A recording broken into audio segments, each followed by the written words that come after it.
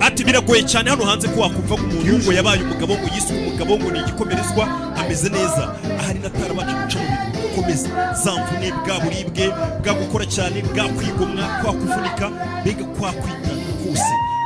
aribyo twituma mu ntagaruka mu rukundo bikabijuya ariko ugomba guca mu bintu guhemukirwa kugambanirwa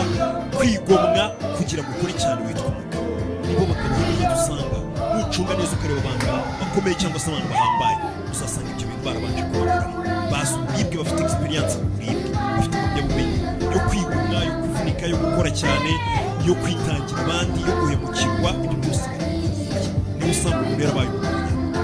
naho iyo bice byo bikagukubita hasi nta mugabo ukurimo cyangwa se utinya ibyo bintu ngo nta mugabo buri buzakuva ubundi gakenshi kugira ngo ube weho wa nyawe ya verisiyo nziza cyangwa se kwakubura umuntu nyamugabo cyangwa se ngo mvugo uyu n'umugore urenze umuntu uhambaye